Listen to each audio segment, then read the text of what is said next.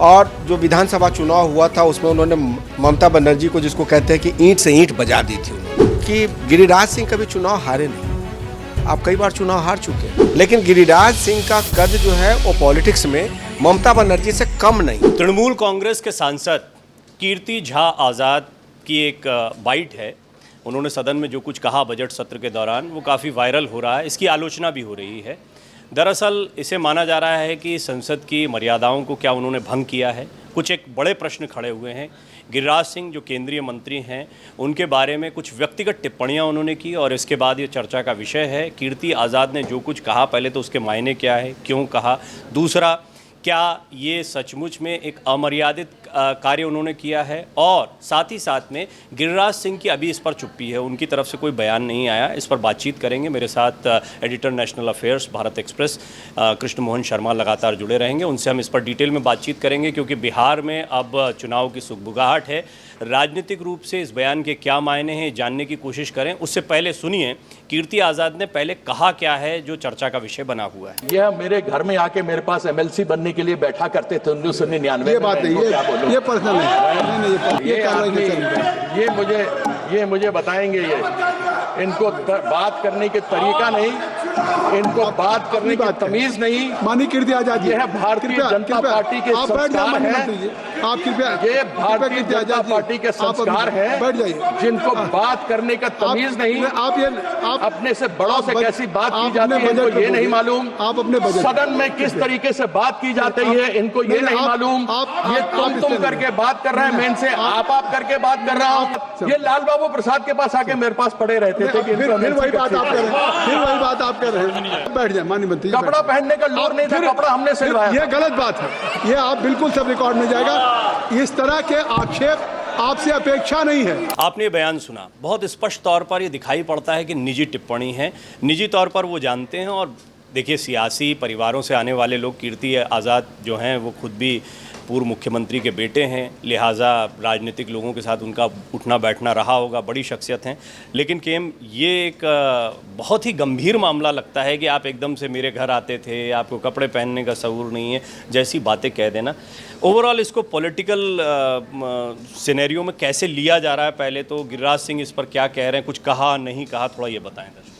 गिरिराज जी इस पे चुप हैं, और गिरिराज जी चुप रह के उन्होंने इस बात का संकेत नहीं दिया है कि वो किसी तरीके के तंज से, बयानबाजी से या आरोप प्रत्यारोप से डर गए हैं, बल्कि उन्होंने एक बड़े कद के नेता होने का परिचय दिया है। कीर्ति आज़ाद से अगर कोई पूछे, अगर गिरिराज सिंह उठ के सदन में ये पूछ दे कि आपका परिचय क्या है, तो उनका 3 ही परिचय है। एक कि आप क्रिकेटर थे, 1983 के वर्ल्ड कप विजेता टीम के आप हिस्सा थे। दूसरा कि आप भागवत झा आज़ाद के बेटे हैं। और तीसरा जो अगर कहे और उसकी अगर व्याख्या करें तो आप दल बदलू हैं। क्योंकि दल बदल की अगर बात करें तो पहले आप कांग्रेस में गए, बीजेपी छोड़ के कांग्रेस में गए, कांग्रेस छोड़ के फिर आप तृणमूल में चले गए। अब तृणमूल में भी अगर अगली बार आपको पार्टी टिकट नहीं देगी तो पता नहीं कहाँ जाएंगे। तो ये कह देना कि चुप हो गए गिरिराज सिंह। गिरिराज सिंह जैसे मुखर नेता जो एक तरीके से हिंदुत्व के मैस्कॉट कहे जाते हैं, और जो विधानसभा चुनाव हुआ था उसमें उन्होंने ममता बनर्जी को, जिसको कहते हैं कि ईंट से ईंट बजा दी थी उन्होंने, तो वो व्यक्ति चुप हो गया। तो इसका मतलब इसलिए नहीं चुप हो गया कि वो डर गया या वो सवालों का जवाब नहीं दे सकता था। वो इसलिए चुप हो गया क्योंकि उन्होंने लोकतांत्रिक परंपरा और संसद की मर्यादा का उन्होंने ख्याल रखा।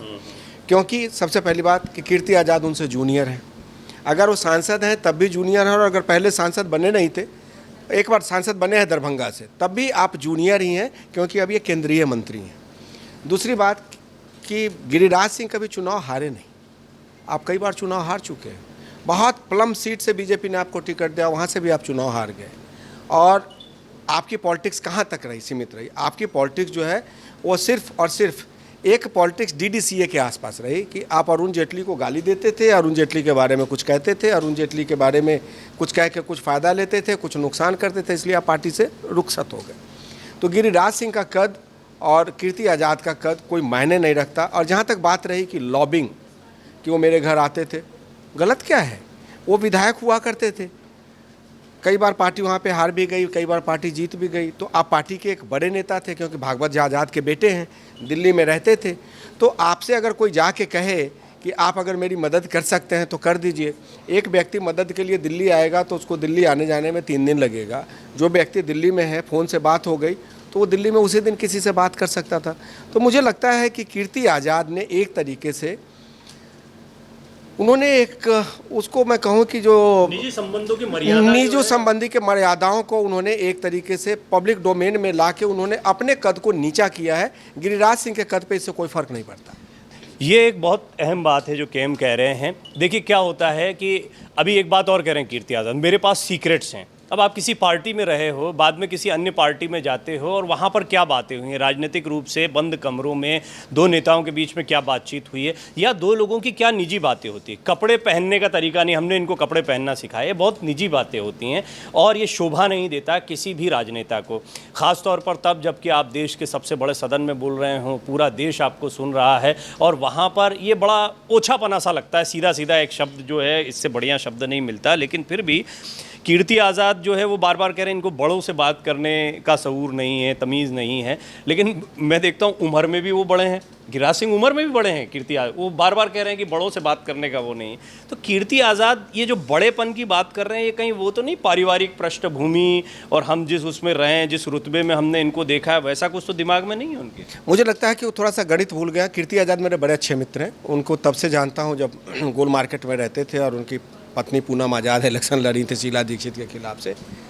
उनको लगता है कि ममता बनर्जी जो है वो गिरिराज सिंह से बड़ी हैं। आप प्रदेश की मुख्यमंत्री हो सकती हैं, उसमें कोई दिक्कत नहीं है, लेकिन गिरिराज सिंह का कद जो है वो पॉलिटिक्स में ममता बनर्जी से कम नहीं है। अब कोई कहे कि रेखा गुप्ता दिल्ली में मुख्यमंत्री बन गई तो जो यहाँ के एमपी हैं उनका कद नीचे है, ऐसा नहीं है। वो एक पार्टी ने आपको जिम्मेदारी दी, उस जिम्मेदारी को आप निभा रहे हो। जिम्मेदारी आपकी बदल सकती है। बहुत सारे मुख्यमंत्री हटते हैं तो केंद्र में कैबिनेट मिनिस्टर बनते हैं। गिरिराज सिंह के बारे में उनका कद इतना ही बड़ा है कि लोगों ने कहा कि 75 साल की उम्र में मंत्री हटा दिए जाएंगे। बहुत सारे मंत्री हटा दिए गए, लेकिन गिरिराज सिंह को टिकट भी मिला। गिरिराज सिंह बेगूसराय से जीत भी गए और जीत के वो मंत्री भी बन गए। और दूसरी बात कि गिरिराज सिंह को रोकने के लिए ये तमाम कीर्ति आज़ाद, ममता बनर्जी, कांग्रेस, राहुल गांधी, तमाम लोगों ने क्या क्या नहीं किया।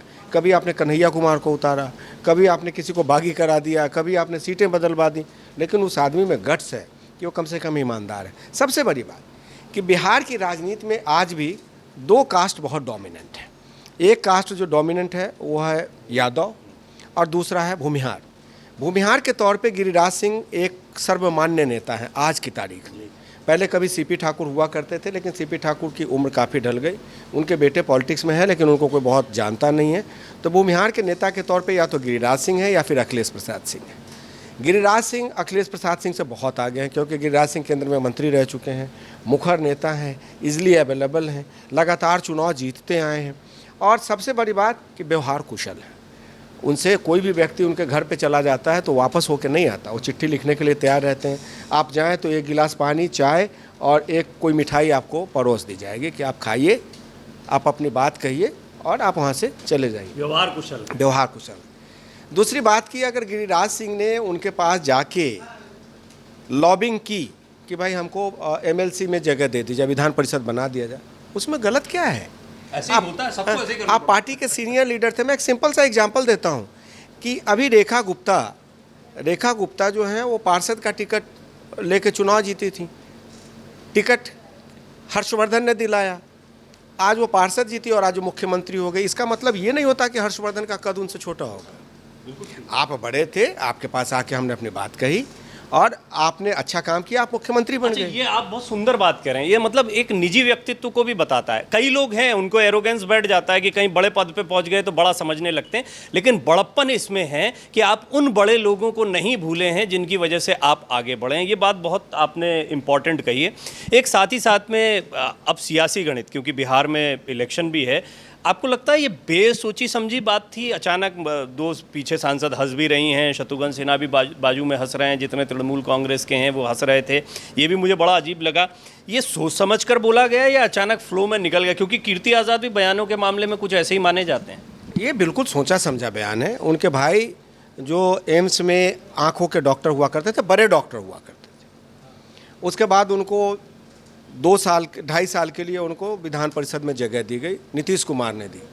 आप हैं तृणमूल कांग्रेस में, पहले थे बीजेपी में। बीजेपी और जदयू का गठबंधन है।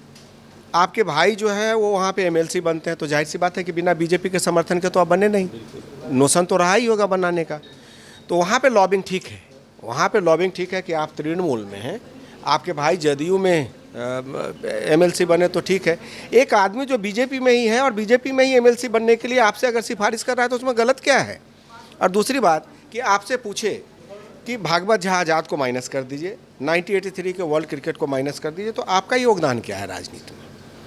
आप कितने लोगों को क्राउड पुलिंग कर सकते हैं, आप कितने लोगों का क्राउड पुलिंग कर सकते हैं। आपको दिल्ली विधानसभा में चुनाव का आपको प्रभारी बनाया गया था, काफ़ी समय तक आप बहुत उच्च पद पे थे, 0/सन्नाटा का रिजल्ट आया था।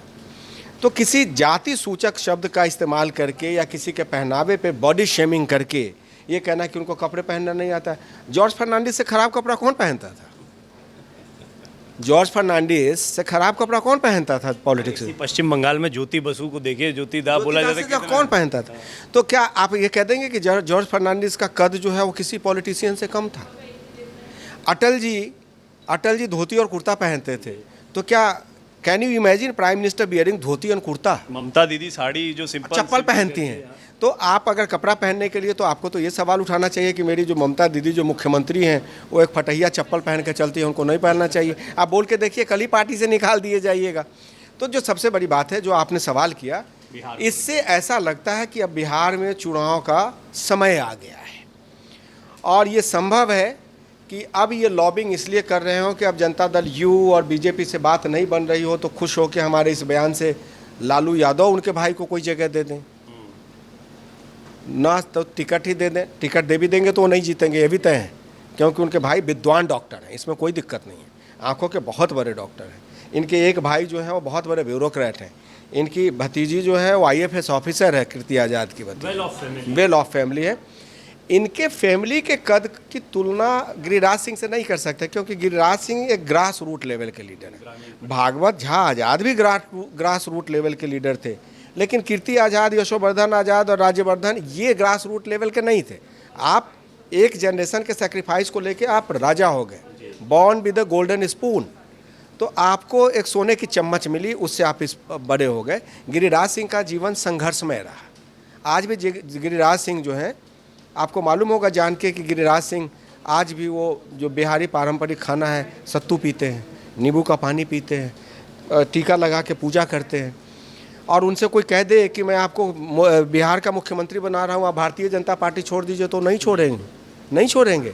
लेकिन आपको कोई कह दे कि आप तृणमूल छोड़ दीजिए, मैं आपको मंत्री बना रहा हूं, तो आप कल ही छोड़ देंगे। आपने बड़ी अच्छी बात बोली। मुझे तो ऐसा लगता है इस प्रकरण से गिरिराज जी का कद बिहार में थोड़ा सा बढ़ गया, चर्चा अब और तेज हो जाएगी उनकी बात।